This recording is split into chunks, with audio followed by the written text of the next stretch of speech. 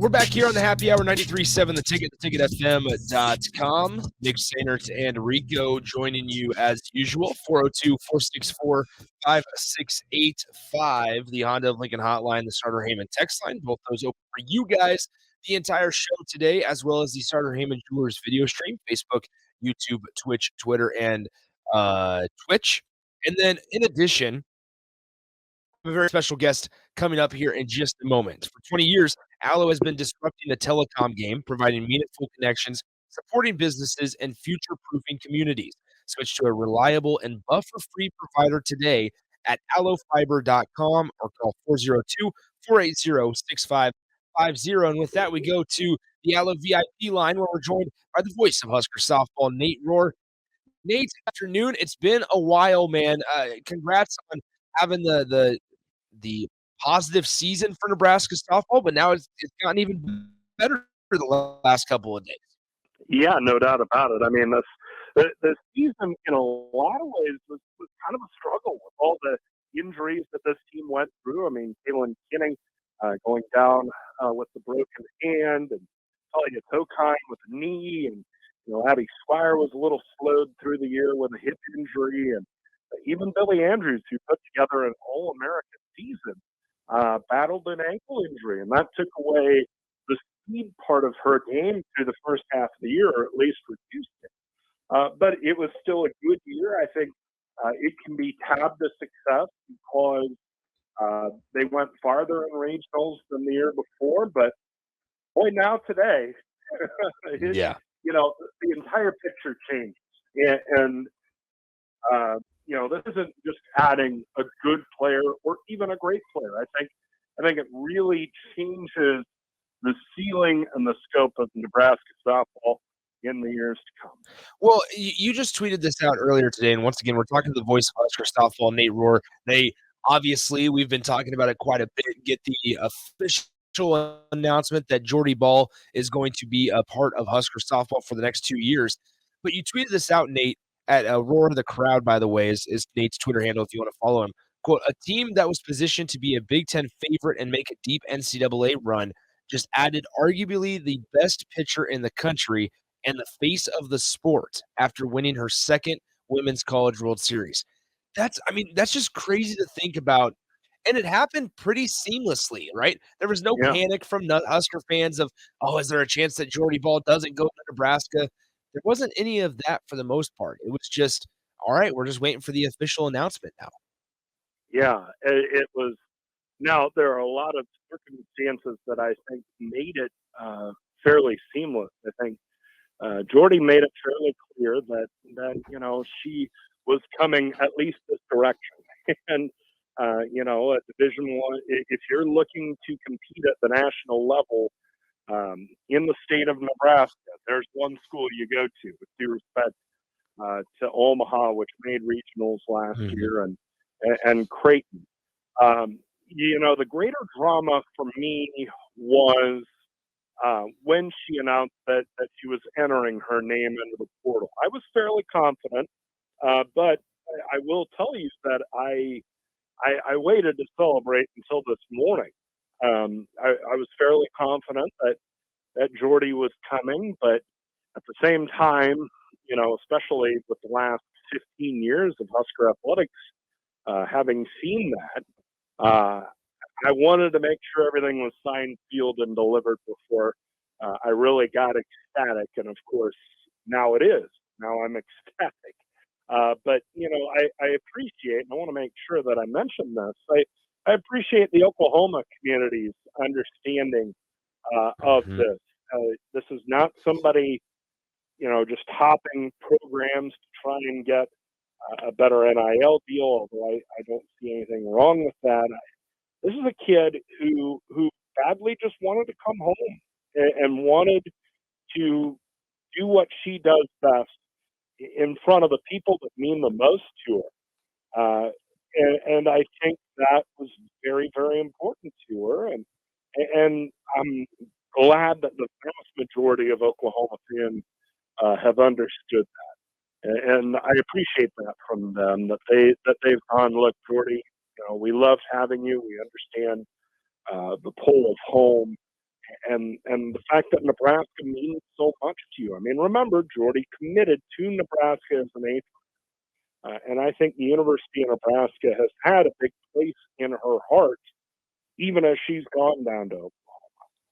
Now, Nate, we're all talking about her performances in the circle, as we should be, but she's no slouch at the plate either, and Nebraska does love letting their pitchers hit. Is that something you see her doing? I think the odds are very good of that, yeah. Rhonda Revelle has not shown me her lineup card for Game 1, February 8th or 9th, 2024 yet, but I think the odds are pretty strong that Jordy is a part of the offensive lineup for Nebraska. And when you think about it just from that standpoint, I mean, this was a Husker lineup that was returning, depending on how you count it, either 7 or 8 starters. Courtney Wallace was more or less a halftime starter in the batting order. Of course, she pitched 2/3 of the games this year. And then Maya Felder, of course, was an everyday starter. So you felt like the Huskers had to add a bat this year because they were bringing back a ton in the lineup. Well, Jordy checks both boxes of being a great arm and somebody that can hit for you. I was really surprised in watching her pinch running appearances. Heaven help me that I was watching pinch running appearances closely, but the fact that she is so fast, she has tremendous speed. So it really seems that you rarely say this about pitchers, a 5-tool player. And oh, by the way, one of the best pitchers in the country. So the possibilities she brings as a hitter and as an offensive player are almost as tantalizing as what she brings in the circle. And since she was outstanding player of the Women's College World Series, from what she did in the circle, she's bringing plenty there too. We're speaking with Nate Rohr, the play-by-play voice for Nebraska Softball. And Nate, this isn't to downplay either one of these players, but I was talking earlier about how important and how much of a difference one pitcher can make on a team, especially in softball, with their ability to go multiple games and throw a multitude, like a whole bunch of pitches. And I was thinking back to the 2021 Women's College World Series and just a playoff run that James Madison had with Odyssey Alexander, and just thinking about how her impact with that team that wasn't a bunch of slouches. They were still really good, but the way that she was able to carry that team from regionals to super regionals to a Women's College World Series, and just thinking about how Jordy, although again she's not going to have to carry the team, but have the ability to put this team on her back, and just thinking of the comparisons between those two.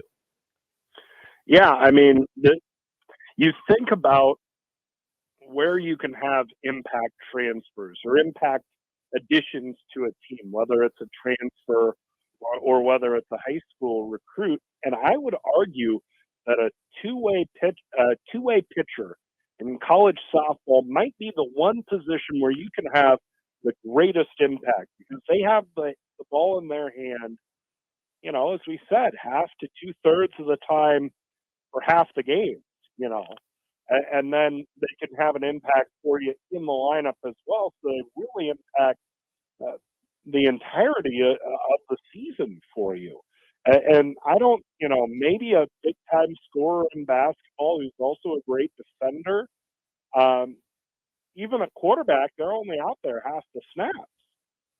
But of course, I think those would be the two positions that have kind of that equivalent impact to what an elite pitcher carrying her team can have. So yeah, I do see some parallels between Odyssey Alexander and Jordy Bahl, and the fact that she's been on that huge stage, I think is going to be very helpful for this team as they try to get back there. I mean, for all that this core, Billy Andrews, Brooke Andrews, Sydney Gray, et cetera, have achieved. They were second place in the Big Ten. They won a Big Ten tournament. They've been to regionals twice. They haven't been to that mountaintop yet, and I think Jordy can show them the way. We're speaking to Nate Rohr, the voice of Husker Softball, and Nate, in Jordy's entry into the portal back on Monday, She says this, "I'm excited thinking about growing the game that has provided me so many opportunities for growth in the home state, a current overlooked state for girls in softball at all ages." I mean, when you just think about it, and it's such a unique situation, you kind of brushed on it earlier, just simply because it's a unique situation where Oklahoma, they treated her as well as anybody, right? And she obviously had Mm-hmm. insurmountable success winning 2 titles in Norman. And you saw the way that they treated her in the departure and the way that Nebraska has now welcomed her. It's kind of a really cool story knowing that the reason at its core why she decided to enter the transfer portal. Yeah, there was such a pull to come home for her. And you know what's interesting? I think there are kind of you hear about like Maslow's hierarchy of needs, right? Mhm. And so there's a hierarchy of goals for a college athlete. The first level that many of them achieve is I want to be a part of a winning team. Well, Jordy did that. The second one is I want to win championships. Jordy did that. The third one, the top one that very, very, very, very few athletes ever can even think of getting to, let alone get to, is I want to change how people think of my sport in the homes where I live and in my region and in my conference. And Jordy coming home to play for Nebraska will do that. Yes, people were plugged into her success at Oklahoma and knew, hey, she's a kid from Papillion that's pitching for the best team in the country and a national champion. But the thought that um, that you can come home, play game in, game out for the Huskers, for your home state team, and you can tell the girls throughout the state, look, that can be you too. I mean, that's been a powerful message for how many generations of volleyball players? Yeah. And you look at the litany of volleyball players from places that don't have a stoplight that have come down to Lincoln and succeeded. And then you even look at women's basketball, somebody like Jordan Hooper from Alliance, I mean, not Omaha, coming down and having success. And so I don't know that message has always been there for Husker softball for softball players here in the state of Nebraska, and maybe it's not been loud enough, but bringing in arguably the face of college softball and putting her in a jersey that says Nebraska on the front, I think that's a pretty powerful message to the girls in the state, especially the ones with softball aspirations, to say you can do it and you can do it here, and I think that's really exciting. Well, Nate, I just 1 minute ago, Nebraska posted on Twitter that it says, quote, "The future is looking bright for the red team. Get your name on the Husker softball ticket request list today." With the, I mean, understanding, are they going to need more seats at Bowling? The thought has crossed my mind. Absolutely. I think people, this is the sort of player that grabs your attention like that. And I think it's going to be tough to get a ticket at Bowling Stadium for the first time really in some time. I do need to tip my hat to the marketing staff at Nebraska because we were able to get crowds of 1,000 people or more with some regularity toward the second half of the season. We had some good promotions and the team was good. But I think it's going to be a fight to get tickets next year. And you know, they do have that big third base side concourse that you know, just grass. And depending on how sales go, I think the odds are decent that they'll have to bring in more seating. I don't know if their plans are to bring bleachers in, but the Husker fans might force their hand because, as we know, Husker fans are ready to support a good team, men's or women's, indoor or outdoor, doesn't matter. If they're good, they're going to be there. And I think Nebraska softball is going to be pretty good, and so a lot of people are going to be there. Nate, do you think it's at all possible to add a second level to the press box? Because it's going to get kind of tight in there. You know, they have kind of that attic thing where they put cameras. I've wanted them to turn that into a second deck. yeah, the press box is going to be really crowded. I might have to be scalping seats in the back of my booth next year. It might be a good way to raise some county scholarship money for my son and my two daughters. Well, as I'm long just shoved in the corner right over there, all the way on the other side of you. Well, see, there you go. For a small fee, I'll see if I can't track down one of those barstool type seats. yeah. Well, I was going to say, as long as Nebraska never gets as bad to where they put you outdoors, like you have to be at some of the tournaments. Isn't that the truth? My goodness. I mean, yeah, if this were Northwestern, I would have to get one of those cherry pickers that the electricians have and do my broadcast from up there because they'd be out of seating. Yeah, might as well. Nate, hey, appreciate you coming on and on such short notice. It's definitely an exciting time, and we'll talk to you soon down the road.